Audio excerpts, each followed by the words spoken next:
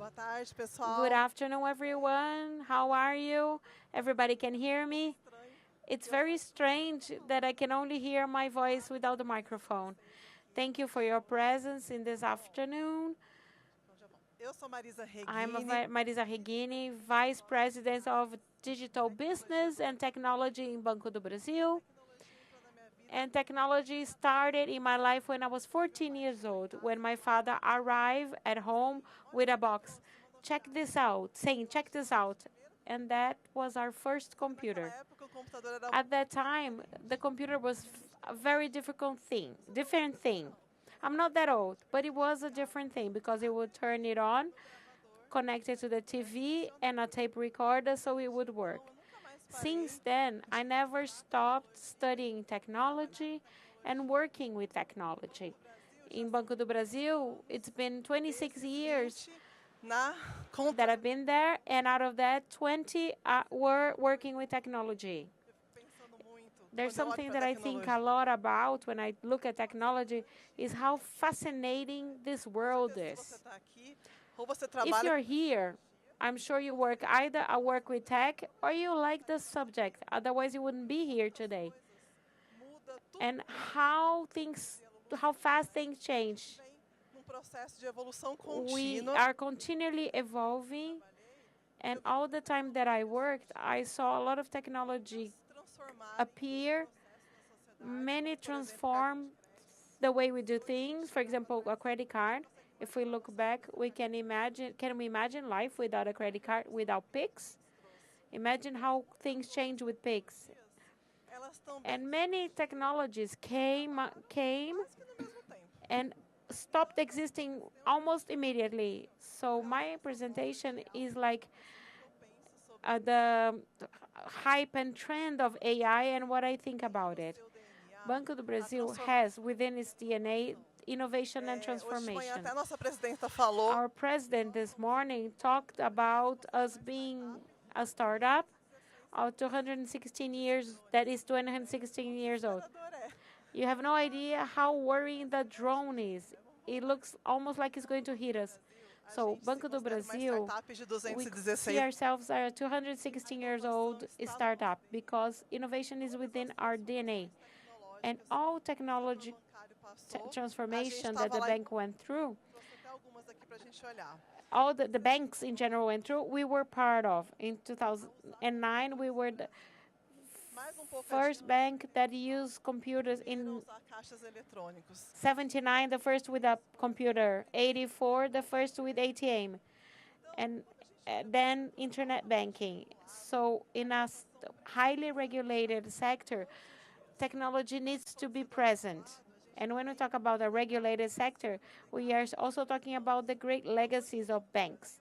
For example, Banco do Brasil, we have systems that's been active for 44 years, and we have to innovate every day to transform all these processes that make the bank work in a safe way, but continue to add innovations every day to our clients. And what if we had not faced the revolution face on, studying, implementing?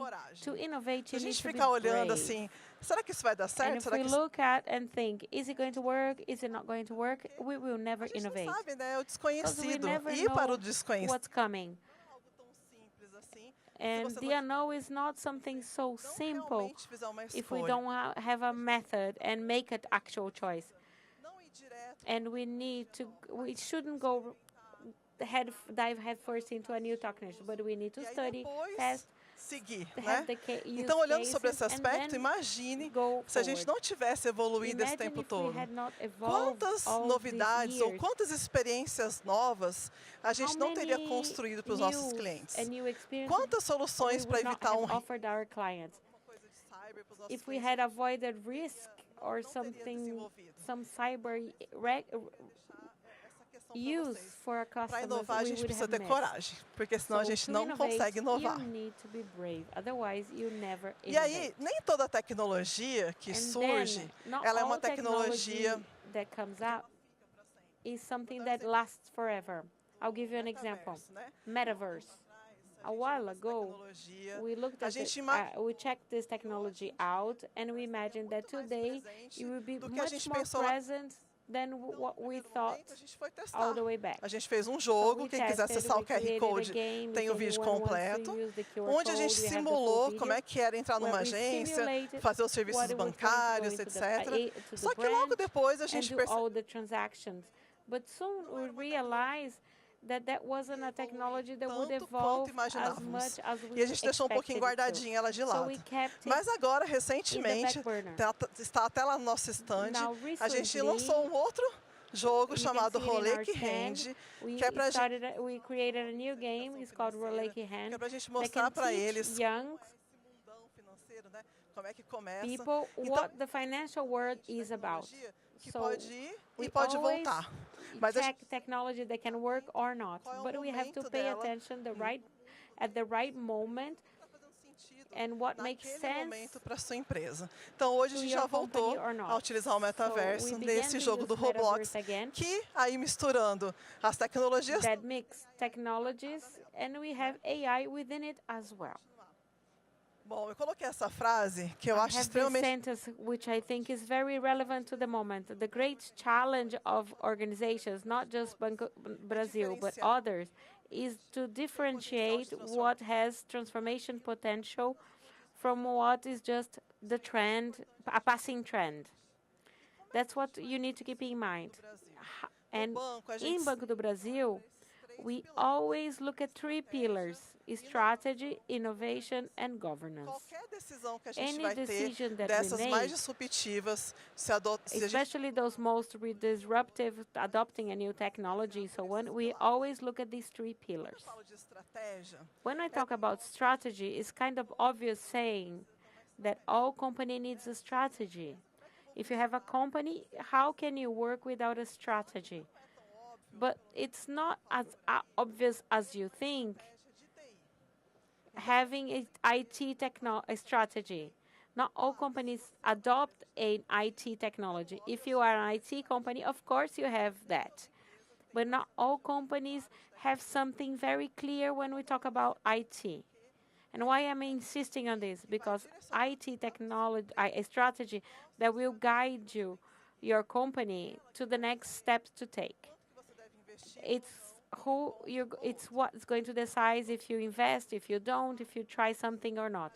In Banco do Brasil, over the last 4 years, we have redesigned our IT technology strategy, and we have notified our employees and trained our employees. If anyone asks, any employee is asked, what is the strategy, they will know how to answer. They will be able to tell what that strategy involves in their own work. And we got to a point, and anyone who's in IT will be able to answer that.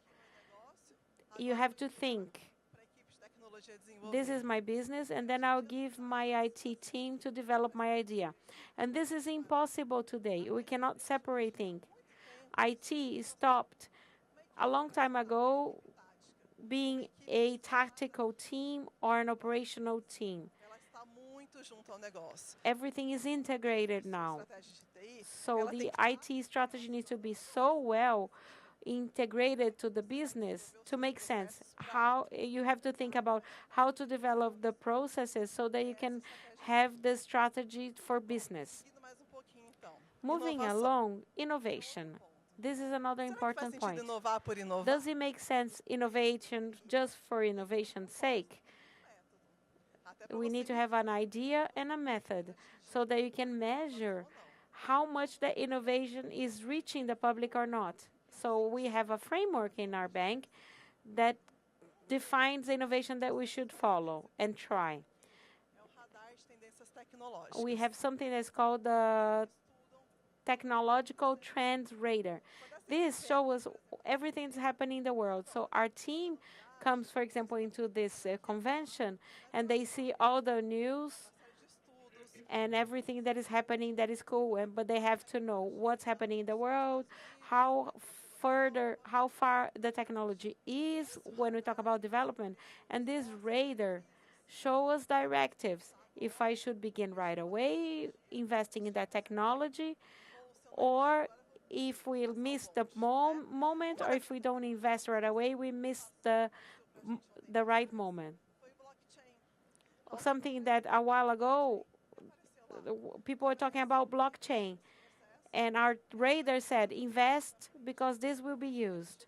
And that's what we did. We have a team that is located in São Paulo,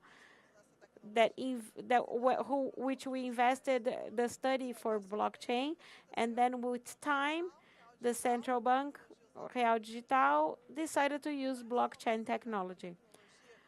So we should not just look at a technology when it shows up and use it at any cost. That's why we talk about not IT for IT's sake. We have to study and use methodologies that will indicate the best moment for your company. So for Banco do Brasil, it made sense a while ago to study that technology. So you have to see what fits to your reality. The last one is governance. Just as a company needs a strategy that is well-defined, they need a governance that is well-defined, and IT governance as well. This is what's going to show what's the risks we can take, what investments we accept or use for innovation or traditional process, what are the decisions to be made, who decides whether to invest or not, and this assists the company to guide them towards innovation. If these three pillars are not considered in a way that we move along and integrate them, maybe you will be investing in a technology that makes no sense, and maybe you will spend money uselessly. So a good and well-defined governance process is important when we are choosing whether to invest or not in technology. In bank, we have bank governance and IT governance, and they work together every day. So let's talk about AI now, the issue with this presentation. Is AI a trend, or is it defined the corporate and financial sector? In my opinion, is no longer a hype or a trend. We cannot go back. And if you think about it, the technology is old. All the way to back to the 50s, we have this use studies, and the first situation where we use AI, it's been used since then. But anyone who is not used to AI thinks it began with ChatGPT. But the last 3-4 years, it became much bigger. It took a proportion that is fast and big. The AI has been moving recently in a speed that we have never seen in the technological market. Before anything we could think about and calm down and take time to decide. With AI, it's almost as if we're changing the wheels of the car as it's moving. So we need to be even more careful about what to do with this technology. AI has transcended a trend and is a technological tool. AI is so powerful that McKinsey study shows that AI has the capability to inject the banking system hundreds of billions of dollars every year. So when we talk about this, there's a lot involved. For example, here in FEBRABAN TECH, when we see the discussions and things that have happened here, many years ago, we used to talk about traditional AI. We never talked about generative AI. Last year, we talked a lot about generative AI, but we were still talking about shouldn't I, will I take this path? And we were talking about operational processes within banks. So to have a specific process, for example, to look at normatives or back office processes, but we had no solutions for the clients. And now, today, 2025, generative AI is more than a reality. We have hundreds and hundreds of use cases, both internal and external. All the companies that are present use it, and we talk about autonomous agents, which is the next step for AI. Everything is moving so incredibly fast with this technology. And how did we implement AI in Banco do Brasil? We started in 2013 with big data models. And the first case that where we perhaps used with customers, still with the traditional AI, was with chats with our customers. And of course, you were customers of banks, and you know how it evolved, how it was like talking to chats, and now they used to say, for example, oh, type 1 or 2 the option. And today we can no longer identify whether we were talking to a robot or to a human operator. And things have evolved so much that today we can assess the behavior and feelings of customers that call by the way they speak or they write. So I can understand if they have a serious problem, if they're going to call the central bank, or if everything's going to be okay with them. And of course, finances as well. We can assess all the customers, all our clients' launches, and if they use Open Finance, I can use all of their banking data and manage their financial life, and as well as offering the best credit. And this operation started in April, and out of 10 customers that I understood that I had to offer an operation at a lower cost, 9 will accept it. So this is the power of this technology. So that's why we can affirm that it is going to inject hundreds of millions of dollars in the international market. So we have evolved a lot, always based on 3 pillars: innovation, governance, and strategy. I pressed the wrong button. Okay, so here I put this wave because literally when I look at AI, I think of a tsunami, just like we are at the sea, and then comes a new wave, and with AI, it's always a new thing. And in terms of autonomous agents, I personally think that they have been around for a short while, but we're going to start talking more about it. However, they are the newest digital transformation of the world, especially for banks. And I say that because up to generative AI, we used to create models and test them and implement it. And over the last 2 years, we learned to use this technology. And of course, our bank today has more than 700 technologies. But when we are talking about autonomous technologies, the discourse changes. Why? Because today we will have to speak about other sectors of organizations. How can HR people organize a team, for example, where I will have some people working physically at the office, other people working from home, from anywhere in the world, and robots. So how are they going to coexist? So this is going to be a new digital revolution because it surpasses the technical part, and it starts shaping or changing structures that are very solid today. For example, today we'll have to rethink about some system architectures, how we're going to develop these systems considering this new era of agents. So how are we going to teach people to write or to develop the best codes to take the best advantage of it all? So now we are advancing towards a new era of AI. And then comes another term that I have heard, AI first.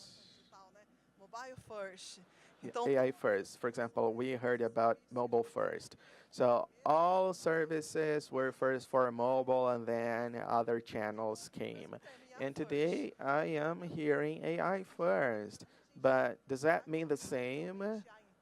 Are we really going to use AI in everything? Well, I don't think so. Well, we could use AI in basically everything, but there is no sense in entering this race just because everybody's talking about AI, so we have to implement AI in all processes. No, because first and foremost, because it is an expensive AI technology. So we have been talking about AI for 3 years at every event, but we still have a lot to learn. So I like to be careful with that. Yeah. Sometimes we can solve some processes with analytics, with process automation. And I have seen that this rush to use AI everywhere, just like, well, it is fad, so it is, I want to implement AI in my process. No, let's take it easy.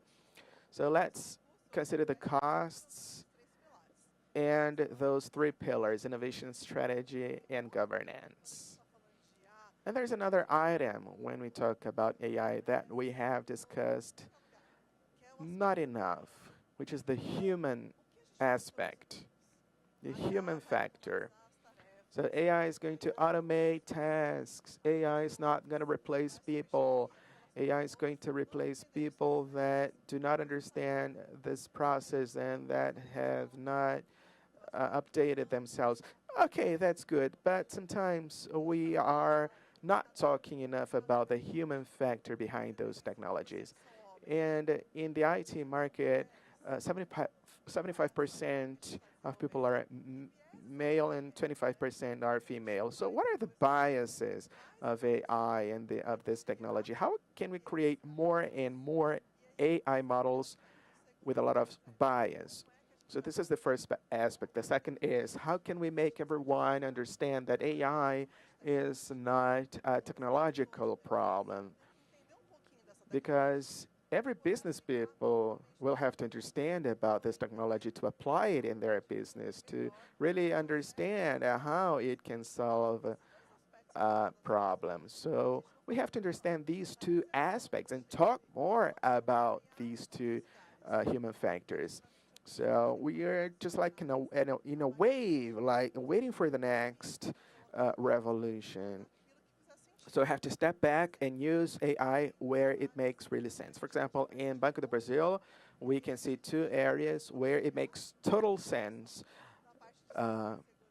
for one, cybersecurity and anti-fraud and the anti-fraud system. So today it is impossible to improve the system or to make our customers safer if we do not use AI. And there is another aspect for credit analysis and risk. We also use it under the AI first model, but it's not for all models. And I'm going to share a case. So innovation, strategy, governance, and decision making. But we also use a lot of iterations. So we iterate something. If it works out well, then we continue. So this is to show you how powerful this tool is. Now, customer, well, for example, we have, when a customer enters the bank after they open their account or they request their credit card, their card, bank will try to segment that customer. So, for example, if I have a customer that only talks to me through mobile, so I'm going to segment this customer under a digital wallet and offer digital solutions. If I have a customer that always comes to the bank branch, so I'm going to categorize it under another segment. However, I have to consider two things, basically: customers' income and if they make investments.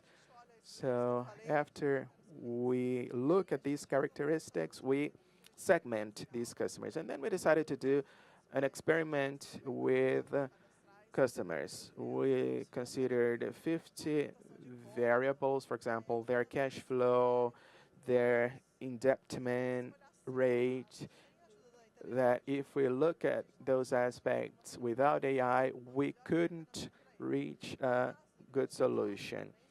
This for individual customers. Now for organizations, we decided we took a pool of 100 parameters, and we compare that with many other customers that we had segmented under the traditional way. And we had 90% of the value of the contribution margin, which is how much, what is the contribution margin? Is how much money these customers give back to the bank. So we had 13,000 customers giving us 90% of the return compared with the 163,000 customers that were segmented the old way. So I am increasing bank profit. So we tested this model, and now we're going to expand it. And when we adopt a new technology, we cannot neglect the fact that we have to test it before we implement it. So some considerations. How is your company? What is your company doing amidst these technological revolutions? Is your company thinking about these things, or they are not considering this? So, do we need AI for everything is another question. Couldn't a simple solution resolve our issue? Aren't we mixing things up? For example, now that I have AI, let's use AI in everything. Sometimes less is more. Are you just going with the flow or applying this technology in a strategic way? Are you just following the trend or really transforming the sector? Are you doing IT for IT's sake, using AI to optimize something, or in fact really transforming, like that customer segmentation that I mentioned to you, to transform customers' relationship with a bank? So these are the items I invite you to think about to go beyond the hype. Thank you very much. Woo.